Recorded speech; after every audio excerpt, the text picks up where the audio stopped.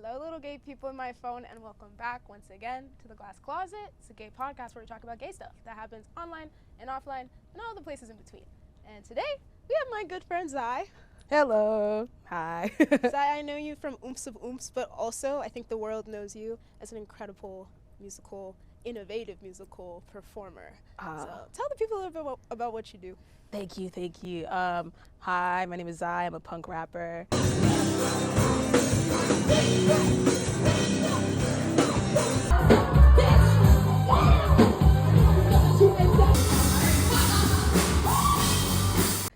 An R&B vocalist. Steady counting racks, I throw it back and make a stack or two. Bitches be so mad cause I just do what they can never do. Bird bitches get too close, back up, they might have the flu. I just got that popping on my tongue like tomato stew. He talking about he need me, I'm like, shawty, what you going through? I'd rather he just beat me up like Scotty do.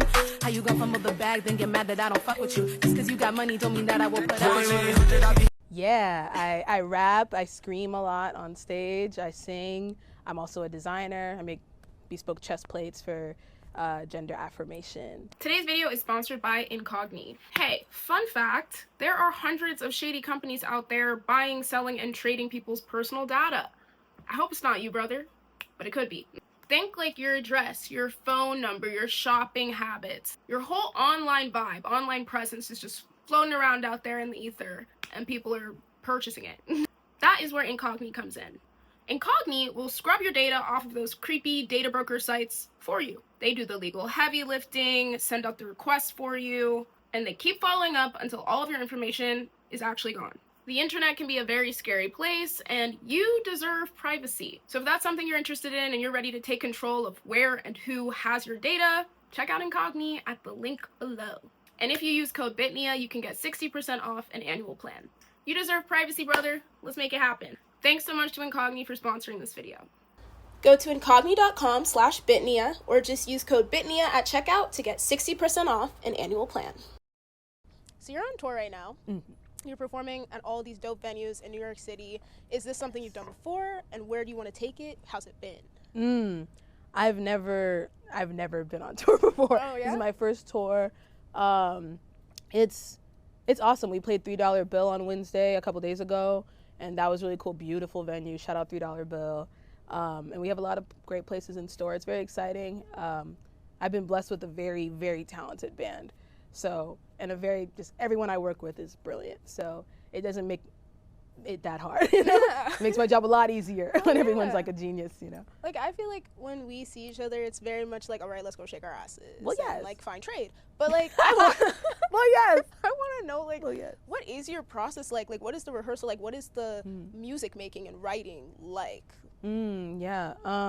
Rehearsal-wise, we usually, my drummer and producer, Drew Jane, he books the space, we rehearse. It's a very chill group of people. Everybody's, like, silly as hell. So, can I curse? Of course. Period. Everybody's, like, silly as hell and fun, but also really professional. So, it goes by like that. In terms of songwriting, it really depends. Like, if I'm writing, like, a song where I'm singing, I need to sit down and, like, lock in and, like, feel something, you know? Yeah. But rapping, I feel like I can I'm better at doing it on demand and just, like, being like, okay, we're gonna get right into it. Especially if I have a beat. I'm more of a flow rapper, so if you give me the beat, I can just think of it. Without a beat, I'm like, yo, it takes a bit more. You can freestyle? I can. Hell yeah. I'm better when can I say this? I'm better when I'm not sober at freestyling. Me too. Without, not alcoholically, but a different kind of not sober. Fuck yeah. I mean, hey, You know if what I'm anyone saying? asked me to freestyle sober, I'd probably start whistling. Right. I can't whistle. It's because I pride myself on being a writer. Yeah. And I think too much. So if I'm sober and I'm freestyling, I'm like, how do I sound deep? How do I wow the people, you know? But if I'm high, can I say that? Yes. If I'm high, sorry. You're so sweet. You're like, Don't can I you curse? judge. And then you said hell. Like, yes. Sorry, guys.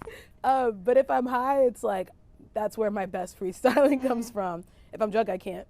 You do can't? it. No. Interesting. I mean, because when I'm drunk, I feel like words don't come to me. I'm just like, guys, I'm just like, yap. What if we shook our asses and found trade? Like, Well, yes. But like, what do you feel like the general or the themes that are present in your music are when you're writing? Like, where does it come from? Word.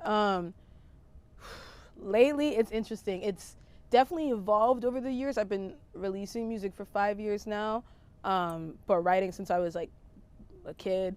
And it used to be a lot more blatantly about like, hey guys, I'm gay, I'm trans, fuck everybody else, you know, we're punk, you know. I used to, like when I started music in around 2020, I really was listening to a lot of like Playboi Carti and like Denzel Curry. I still listen to them, but at that time I had a lot more rage in me.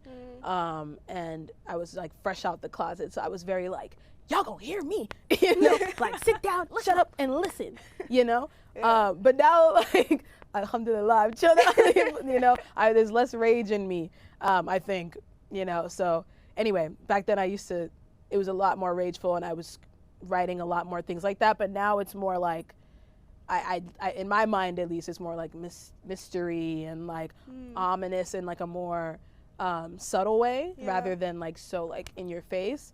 And I like both, but that's just, I've gotten older and I've chilled out more and people have pissed me off less, I think. So it's like, you know.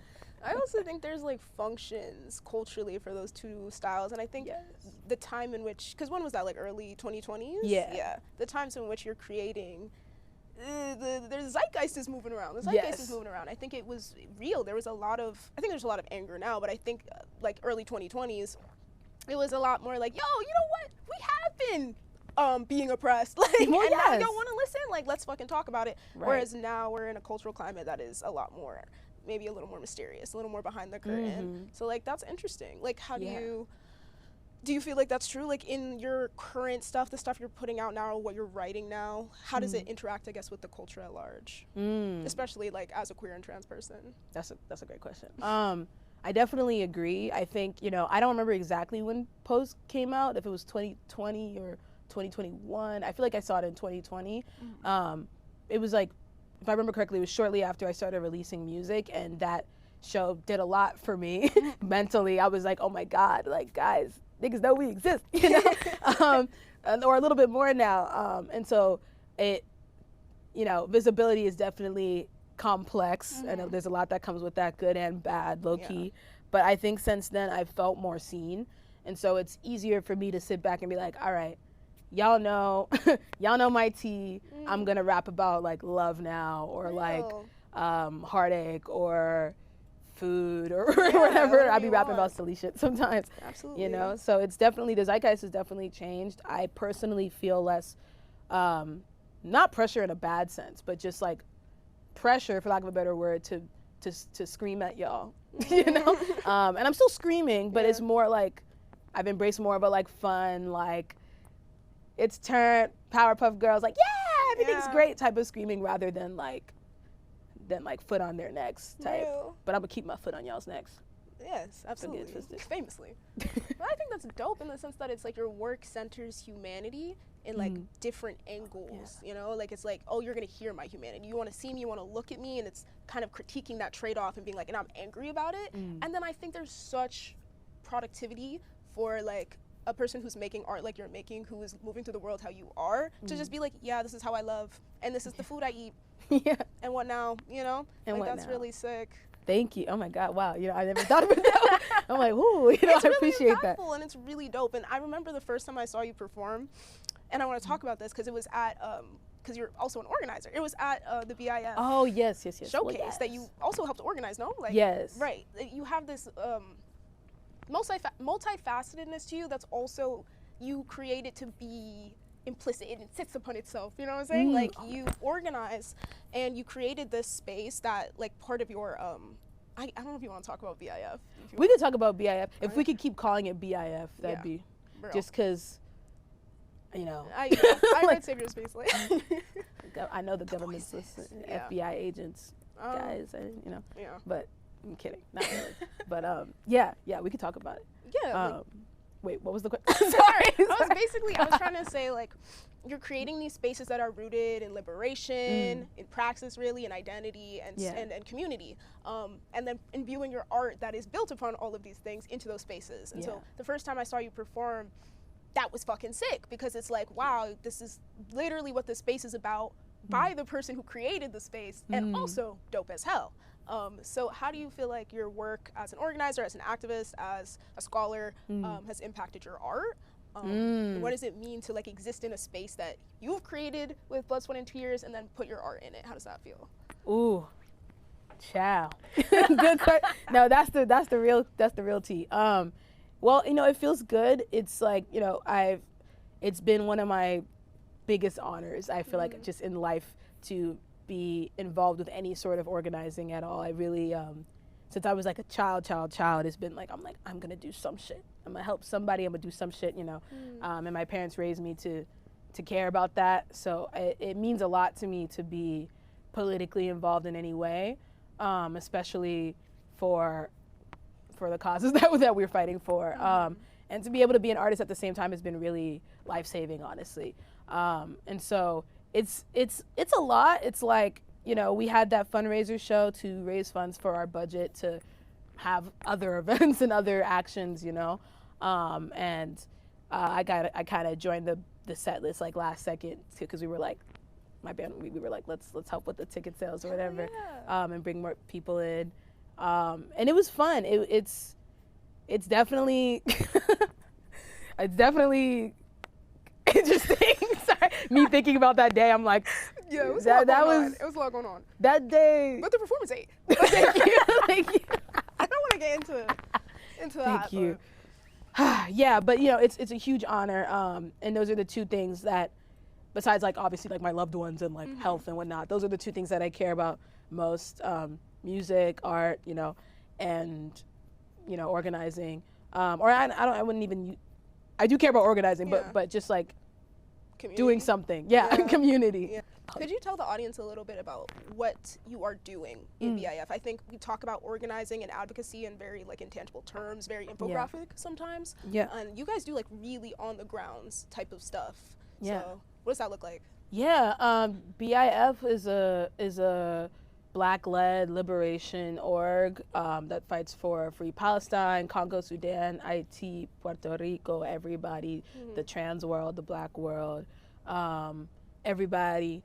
And what we've done thus far is like mostly just, we've raised a lot of funds for folks in Palestine and different places. In Harlem and New York, we also care about the local New York community, which I think was really important to prioritize, because a lot of, at least in New York organizing, a lot of these orgs are respectfully run by people who aren't from New York and then don't really, like, they kind of discard the issues that are local, you know? So it was important for us to do both.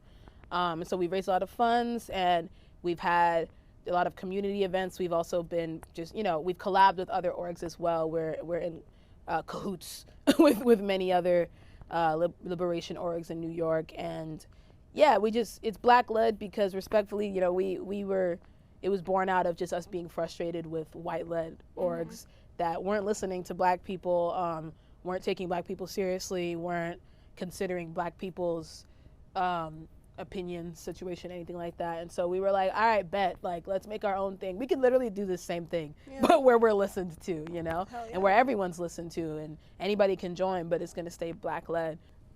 And I know, like, BIF was founded out of the encampments. Yeah. I remember like telling him, like, at this point there are 60 universities setting up encampments across the United States. They're just like waiting to hear what would happen at Columbia. Right, and like that. Yes. What was going on in colleges in the United States in last summer-ish? About a year ago now? Exactly. Like whoa, what are we, June? Like just over a year. Like a year and like 2 weeks. Yeah. Yeah. Me and about like maybe 12 other Black people that were like, we care about Palestine, but we cannot stand these fucking white people in our school. Not exactly that. Like not all the white people. Like, but like my white friends. Hey, Camille, Micaiah, Corey, my daughter. Anyway, but you know, just the people we were organizing with, a lot of them were driving us insane. And it wasn't even just us, a lot of the other brown people as well. Like, you know, we had Asian homies, Latino homies, all sorts of homies that were like banding with us, because it's like, you know, everybody should be listened to. And I think there were some people that might have been having like power trips perhaps, and there were definitely some white and just other non-Black people who I think had never done anything like this before, in terms of like, it's like, okay, maybe they just learned about these causes, or maybe they just learned about organizing or whatever. And I think a lot of people were like feeling very like, I'm gonna call the shots, and it's like, who cares? Like we're not here for ego shit, you know? Like who cares who's running what? Let's get the job done, you know? So I appreciate BIF for that, because it felt, at least thus far, it's felt very much like, who cares about all the other stuff? Let's just get to the work, you know? Absolutely. And keep it that way. And I think like that's the kind of the shell of the conversation I'm really compelled. And I think a conversation you and I have like often, where as I've like, you know, been on the fringes of hearing, Sarah, how was your day? How was your day trying to like distribute food to like the people of the community? And it seems like there's a lot of obstacles that sometimes come up in these spaces that are supposed to be dedicated to much larger purposes. And I even feel like, I don't want to speak for you, but like from what you've told me, you have been put in compromising positions because of your intersectional identities by people who purport to be leaders of the liberation, you know? Well, yes. Unfortunately, yes. Yeah. This is I'm trying not to go into such a terrorist mode, y'all. November 22nd, Sag, first day of Sag. I'm not a cusp. I don't jack that respectfully. Don't say that. Don't say that. I know I have a Scorpio necklace, but it's not. Anyway, I'm deflecting. So to answer the question, basic fuckingly. Well, yes, you know, there's a lot of big personalities everywhere, especially in the arts and especially in organizing. In my experience, like. Whether I'm dealing with musicians or, I mean, never my band, but, you know, whether I'm dealing with musicians or whether I'm dealing with organizers, you know, it's like there's a lot of people who feel, who to me at least come across like they feel this holier than thou energy. And I think, you know, in a lot of leftist spaces that I've been in, there's been a lot of like, just holier than thou energy, very judgmental, very like, you know, how do I say? If you don't say everything perfect all the time and have read every text of all time by every white guy who talks about communism, then you're not. Just get the fuck out. Then you can't fight for Gaza. You can't fight for Black lives. You can't fight for trans people. Yeah. You know, you have to have done all these things. And while I value reading deeply, and I see myself as a perpetual student, and I'm constantly trying to learn more. I think a lot of New York leftist spaces I've been in have been focused a bit. I don't even want to say too much, but it's a lot of like me trying to give a PR answer. It's a lot of you're doing good too. I was like, like right. Those who know. But it's a lot of it's just a lot of egos, and it's a lot of like, well, I know Mao, you know, so I know what it's like to be a Black woman, even though I'm like a cis white guy, you know, or like I know Lenin, and I've heard of Marcus Garvey, so I know what it's like to be, like, you know, in my experience, I've dealt with a lot of that and a lot of just condescending speech in that way. And it's like, with me, it's like, I'm not the one, like, I don't know, like, I'm not gonna sit here and have a dick swinging contest with you, because it's like, personally, I just don't care about. That's not the point. Right? It's like, I don't care to prove how much or how little I've read or do know or don't know. It's like, that's not what we're here for. We're trying to give out food for free, y'all, to the community. We're trying to say free Palestine, like whatever it is, you know. So it's complicated, but I've tried to remain focused and just be like, I'm not going to acknowledge this person effectively trolling me right now, you know. But it's hard. I also know you've talked about like, I think this is an interesting conversation, like from the way, because honestly, I've learned a lot about the organizing spaces, the discourses within it, the work that's even really being done through you and Savior. And like, that's been super cool, but also very eye-opening and frustrating in a lot of ways, because I see these issues come up, these infighting, these egotistical, sometimes even like people will purport because of their identities to do less harm while doing harm, you know? That like, it's interesting to see in the organizing space. I didn't expect to see in the organizing space. And Me neither. Yeah, it was a little bit of a wake-up call. And I noticed, or like through like different notions, like the idea, actually, and I've noticed this in my personal life as well, like the idea that to be like helpful or useful, you must be, an anarchist necessarily, but that's not what I mean. Like, I do think that there's power relevance, productivity, and anarchy in disruption, in like this very like boots on the ground like disruption to create liberation. Absolutely, I think there's validity in it. I think that through what you've told me, there's been a lot of denigration and belittling, and dare I say a little bit of bullying through the association with liberalism. Sorry. Sorry. And walk with me y'all. Like, we, like... They're gonna get mad about this. Don't jump me. But like, New York leftists, don't jump me. But like, obviously liberals are unproductive. Liberals do not want to see, like the idea of a liberal is not going to get us far. You know what I'm saying? Yeah. But sometimes liberals show up to these spaces thinking like, oh my God, I think everyone deserves rights. And then like, they really have a lot of dismantling to do to realize that like, girl, after this, like after liberation, there might not be brunch. There might not be brunch. And I know you hate to hear that, but like, I think there's a lot of potential, and I think if any spaces are going to do it, it should be these organizing spaces to do that dismantling work, to do that, like to open and try and mold and try and influence and try and grow and find solidarity and build community for shared purposes.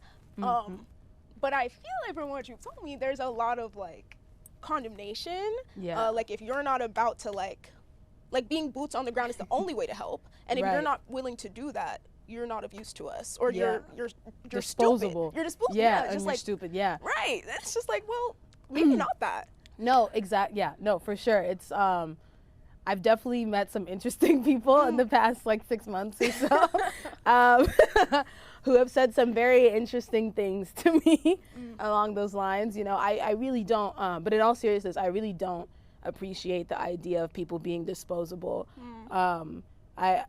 All power to the people, always. That's how I was raised from my very Black radical family. All power to the people, and it's all up to the people. So I'm not going to dismiss the people as dumb just because some of them don't know everything yet, you know?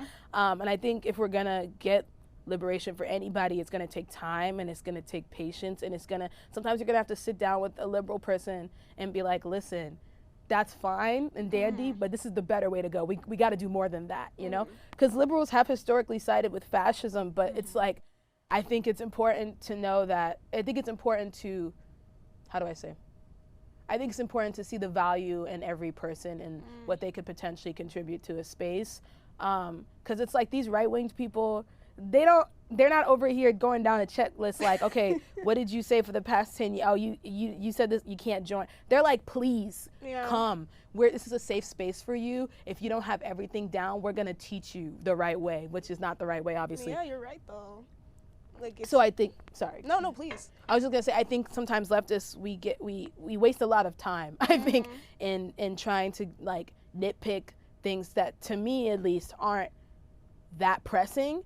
I think if a person is showing up in a space that is pro-Palestine, pro-Black, pro-trans, whatever, you know, they already care enough to come, you know? They clearly care about the cause, they're here. And I don't think it's anyone's job to be here and like, to go up to them and be like, but do you know, what have you done? Have you been to every protest in the past 365 days, you know? It's like, really, you know, I just think that's not productive, and I think that it causes more harm than help for the overall movements. And some people obviously can't be reasoned with. Like, I'm not saying like we just got to turn into teachers and everybody, we got to be like, listen up, you know? But again, I think the average person who is coming to these spaces cares. And I think they're worth investing at least a little time and energy on. And yeah, I'm always down to sit down with people and be like, let's talk about it. But I'm a yapper, if y'all haven't noticed. But it's like, some of the people we've met in the past 6 months, you know, it's a lot of like, oh, well, you know, fuck them if they're not fucking punching cops on sight, you know? It's like, okay, the average person's not gonna do that. The average person is not gonna walk up to a bunch of cops and just bitch slap them in a row. You know? Does that mean they're useless to the movement? Like, I'm like, and like you said, there's every movement, there's been people doing different things. We can't have everyone on the grounds all the time. Who's gonna write about it? Who's gonna make art about it? Who's gonna be on top of the building watching to make sure there's no cops coming? Like, they obviously, you know, that's still on the grounds, but there's always there's always been people doing different things in every movement in order for it to be successful, whether it's spending money, talking to your families, talking to politicians, like, well, I don't know about that, but the white boy from your high school who's bitching at you in your DMs, like, go have that talk reckoning. to your white family. Let me not get it. Talk to your white family members who are so racist. Because I'm not talking to them. My family's so racist. Right? You talk to them. Yeah, You're exactly. white. You know, but that's a tangent. No, but it's real though. Because there's so much to like. I think my whole thing is just like, it's all valid. It's all the feelings that like people who are running these spaces, typically intersectionally marginalized people, like I feel all the things, the frustrations, and the I don't want to be a teacher. I feel all that. I feel that too. Condemnation without due cause. Like, if obviously some people are fucked. Right. Nobody's saying some people are fucked. Some of y'all just gotta go. But like, I think like that's always my least favorable outcome, is having to essentially be like, you're gone. There's no use for you. Like, because it's also like, I don't know, meet people where they're at. You know, we don't gotta take years and years, you know, but meet people where they're at. I think it's more beneficial. Yeah. And I'm curious, like, how you feel like your art aligns with those means, like. Oh, that's a good question. Yeah, well, I think how my art aligns with it. I think, especially when like I said before, when I first started music, I was very, I wasn't trying to teach people about transness per se, but I was very much understanding like, okay, I'm a rapper. As far as I know, there haven't been any like mainstream out trans rappers that I know of, you know, and not in, at least in this country. And so I had that understanding, I had that anxiety, and I carried that with me when I was writing music, because it was like, I'm not gonna teach y'all, but I understand that y'all were not, we might not be locked in if you're not look a bit too cute, you know? Even if you are look a bit too, some of y'all still not locked in. And so, look a bit too cute. Shout out whatever TikToker said that on my For You page, I don't remember. Look a bit too cute.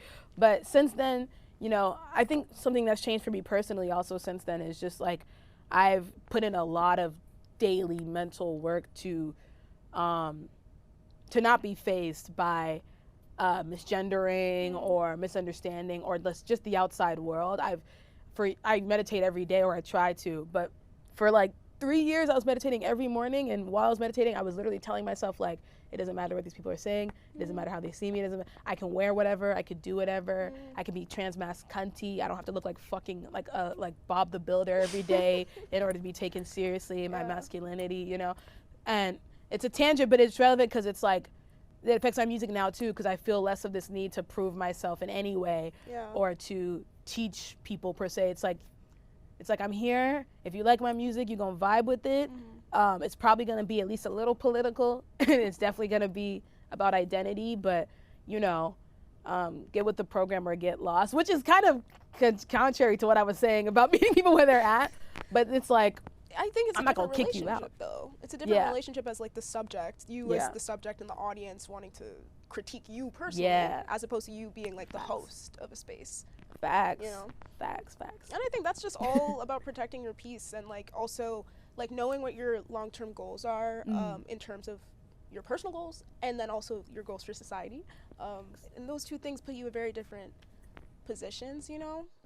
Facts. I understand it. I just think it makes a lot of sense. Like, I think, and I also know you've been like even critiqued in these spaces for the ways that your personal goals align with or are purported to not align with like certain ideas in spaces you help to build and curate and maintain. Well, yeah, you know, so I don't know, you're real.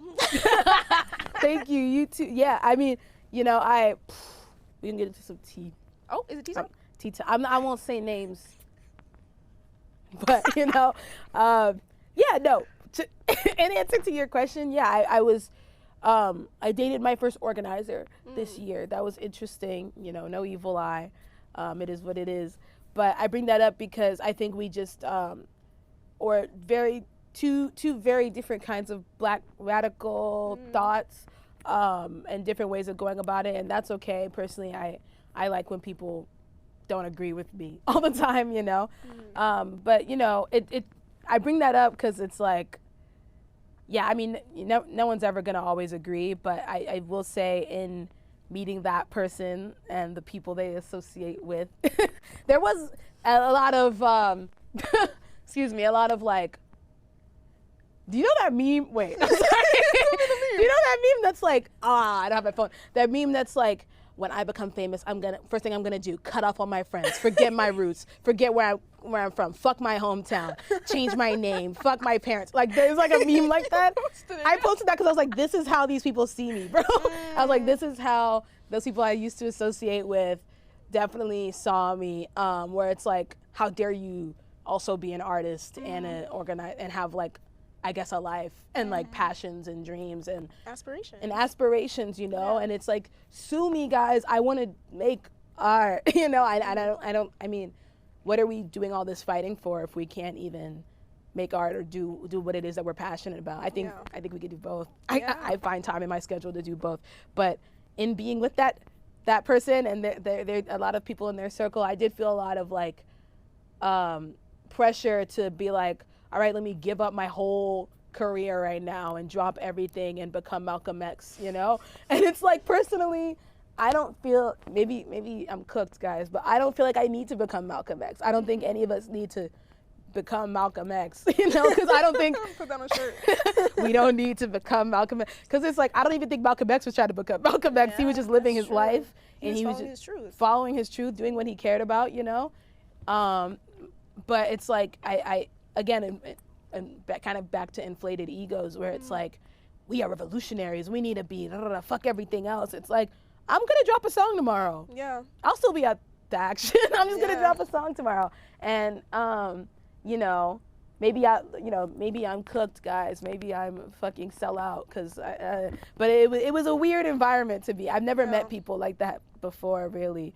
And also this, again, I'm a yapper, y'all. But also this idea, this idea that, you know, I'm like, how do I say this? I'll get too into trauma dump. But it was just like, not that it was traumatic. Anyway, but it a little. But it was just like, I felt a lot of judgment to do nothing else. And I don't think the thing is also, I don't think that's honest, and I don't think that's realistic. It's like, you're all doing something else. Yeah. You all have shit that you're passionate about, I would assume, you know.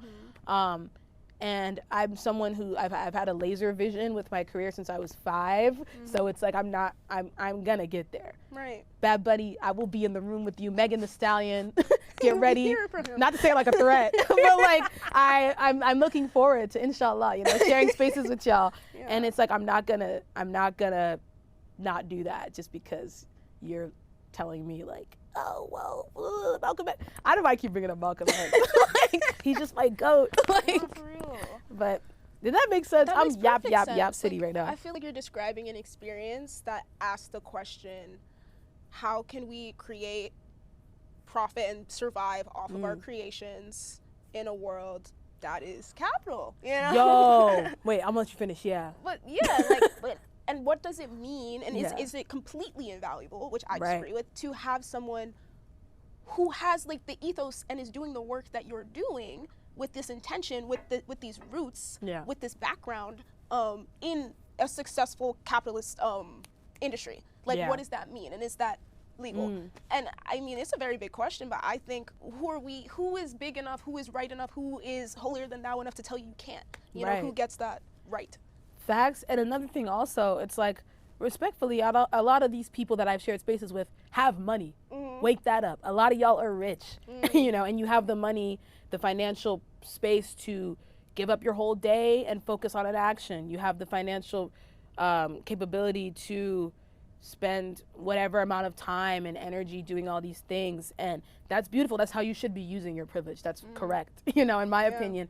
That being said, like I said, a lot of these spaces I've been in, it's a lot of people who aren't from New York, a lot of non-Black people. I am a native New Yorker, 2nd gen, and I am not rich yet, you know? So it's like, respectfully, you know, in music and the arts is my source of income, you know? So it's like, I cannot not do this. I mean, I could find a different career and then try not to lose my sanity, you know? Right. But this is what I'm doing, this is what I want to do, and this is how I make money. And I haven't, at least thus far, haven't had the privilege to be like, fuck it, I'm just spend the next 3 weeks, and that's no shade, like a little bit, but that's no shade. It's just like you're using your privilege correctly, but it's still a privilege to be able to dedicate that much, to be on the grounds in that way. And so, in terms of making money, it's like, niggas gotta survive, bro. I don't know what y'all want, and it's also like I won't get into my world domination plans too much, my ethical world domination plans, but it's always been part of my plan to use the money back at this. It's like, don't worry about it. Like when inshallah, when I've got the funds, it's gonna go towards these actions, and it's gonna go towards these orgs and what they're doing, and they won't have to post like mutual aid shit on their story. Like, I'll just handle it. So it's like, let me get to the bag, please. Let me get to the bag. Like, especially because it seems like it's one, like your music, your art is commenting on this, like these communities, this culture, like, and these things you're passionate about and you care about, and it feeds into each other, it can't be separated. It's like, exactly. Oh, you want to be a capitalist slave puppet pop star, and then also you want to be on actions, and like, no, like, I'm making art, and I want to be successful with my art, and I want to give that to the community that has influenced my art, Exactly. And it's also like, I don't know, my ex made a comment once where he was like, I hate all celebrities and I want them all dead. Oh. And I thought that was really funny, because, not funny like actually. Not funny, haha. Funny like, okay, Okay. And he would say a lot of things like that. But it's like, and we had maybe a 2-hour discussion in the middle of the boba shop about this, like bobarista right behind me. One thing about me, I'm gonna drink boba almost every day. I don't drink coffee. So this is like horrible. It's in the boba shop. Damn. No, literally, we're at like my regular bobarista was fully listening. Like, we talked about it after. He was like, "Oh, y'all good," and I'm like, "Yeah, like, it's fine. We do this. Apparently, is what we do. We talk for hours about things like this." But what was I? Oh, I was gonna say, the celebrities dead thing, and we had like a 2-hour discussion, because it was like, again, with that person, no evil eye, but with that person in his general circle, we did jump into a relationship very quickly without knowing each other super, super well. So it did feel a bit like a lot of times him and his circle were assuming how I felt about things, or assuming my politics on stuff, or my plans for my career or my life, when it's like, I've never even told y'all that. Like, y'all don't know what I'm about to do. I literally never said that. I literally never said that, And so, and one thing about me, I also went to a debate high school, a casual debate high school. It wasn't like formal debate, but it was like discussion based, and it was like casual debate. They just taught us how to basically argue without crashing out, and without like yelling at people and blah. But so, and I'm also French, so all that to say, I'm a philosopher. Like, one thing about me, I'm like, you can't just say something flippant like around, because I'm gonna be like, okay, well, let's unpack it for 6 hours. What did you mean by that? You said it. Like, defend it, And so we did that for 2 hours, and I was like, so what do you mean? Because the celebrity culture is fucked for sure. Obviously, I think that we most of us know that by now. Yeah, I think but right, but it's like, when I say I'm gonna be the best rapper ever, the biggest artist ever, I say that because I'm a true artist, and all the people in the arts that I look up to, I feel are true artists, like true people who care about their crafts, like Amy Winehouse and Prince and Stevie Wonder. These are people that I look to as artists and as inspiration, and whose music has literally physically saved my life multiple times, So it's like, I don't think it's so cut and dry to just be like, fuck all the celebrities. Also, what about the kid celebrities? They were just like kids, and now they're adults and they know nothing else. It's complex, of course, but it's very complex, right? It just tangent again, but it was just like, a lot of moments like that in dating another organizer, where it was like, okay, clearly there's a lot of assumptions being made, and a bit of a superiority complex, for sure, and a lot of warrior complexes, a lot of savior complexes, a lot of holier than, and I hate that, because it's like, these people, this group of people, I'm being shady now, but they do call themselves like revolutionaries, like they're like, as revolutionary, and I in a way I understand why, because it's like, we all should be, I guess, striving to it, but I also respectfully, I would never, I'm not, that's like when rappers are like, I'm the king of New York. What have you done for New York, bro, besides be famous and from New York? Half the famous people are from New York. It's like, I'm never calling myself the king of nothing. So like, we're like contributing to the town or doing something, you know. And I feel the same way about revolutionaries. It's like, what if we're in our 20s? No shade. We are in our 20s. What have we done to call ourselves like we are revolutionaries, you know? And yeah, I get what they mean, but it's also like, do you get what I'm saying? Like it's like, guys, let's relax. It's okay. We're kids. And we're working very hard. We're doing very important shit. We're still kids though. Like we're just figuring it out. But I think like this whole story and like your experiences there, I speak to something really important, which is that we all need to lead with humility. I think because organizing is intrinsically traumatizing in a lot of ways and demands a lot of someone physically at times and emotionally. It can be easy, and it's super valid to be like scared and angry and more than angry, to be like vitriolic even at the world around you and people who don't you know, align with your worldview or you want to contextualize as working against you. And sometimes that's true. Sometimes people who don't realize it or don't mean to are also working against you. I think that's probably more often than not, because at the end of the day, we talk about intersectional identities. When there's mismatched intersectional identities, two people in a space who have like, I'm talking really about like, there's a white queer person, there's a black queer person, and like we all have our wounds because of the position society's put us in. But yeah, I think just this story speaks to an essence of how are we gonna get through that to get to the shared goal. And like, I don't think egos, I honestly, unfortunately, I don't think, take this with nuance, anger, I think anger absolutely has a place in organizing and art everywhere. But like, to get to the end goal, or at least that anger has to be shared, you know? Like, find community in the anger. And I think like the condemnations and the, I hate the condemnation. Because why are we so judgy? Why is it fuck me? Maybe I'm wrong, but why do I have to die? Like, damn it. Like oh my God. No, and it's like, you know, it's a lot of it is theatrics and performances, you know. That same person said to me, like, you know, I was sharing a very traumatic story. There's way worse that happened to students at other schools for sure, and black students at other schools were way worse, so I want to hold space for that. Nonetheless, still traumatic.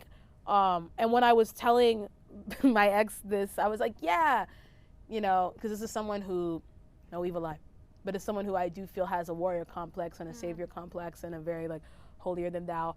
I am Malcolm X, you know, I am Harriet Tubman, you know, to free out, like, it's, you know, I was telling him this shit. I'm like, yeah, you know, it was really bad because I felt like he kind of, it seemed as though he was romanticizing a lot of things and romanticizing dealing with like arrests and all these different things. And so I was just trying to be like, hey man, it's not fun. This shit is fucked up, you know? And it gets, in my experience, isn't even the worst of the worst by any means.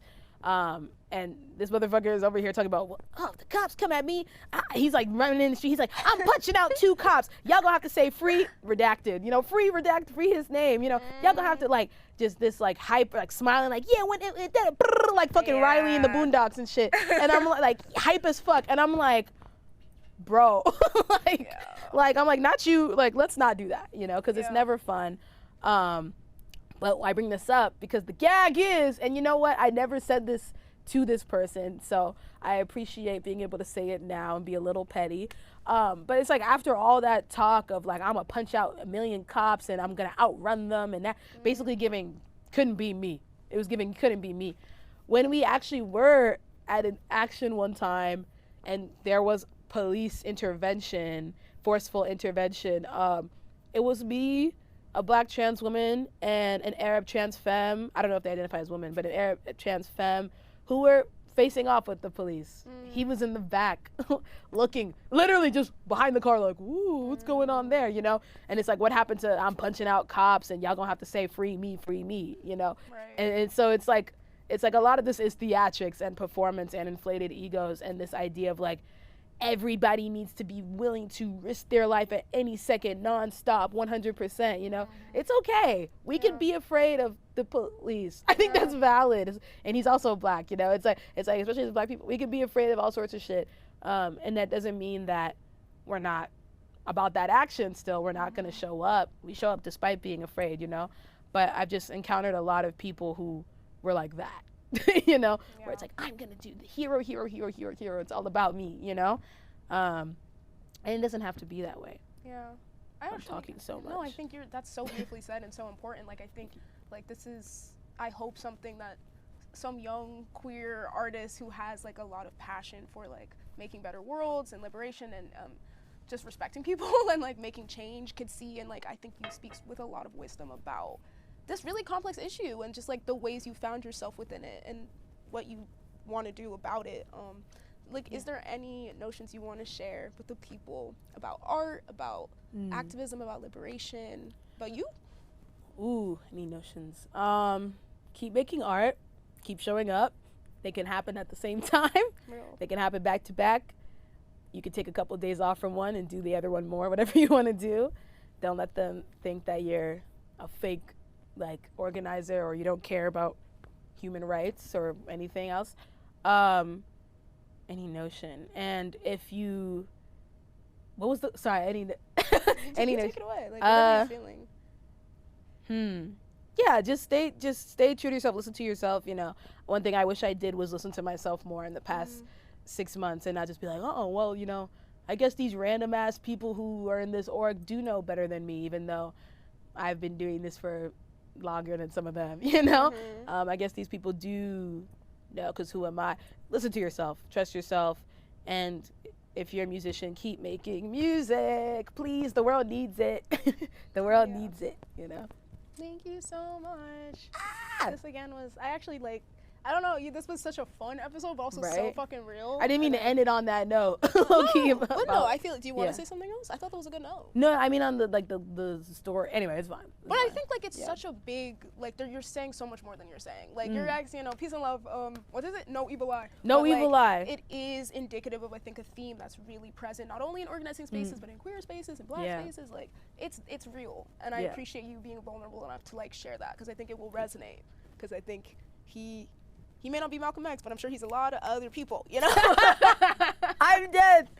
And, like, you know, no judgment either. Like, it's like, it's not about condemning. It's not about we condemning. are not condemning. Yeah. Like, one thing about me, I'm like the least, I feel like I'm like the least condemning ass bitch.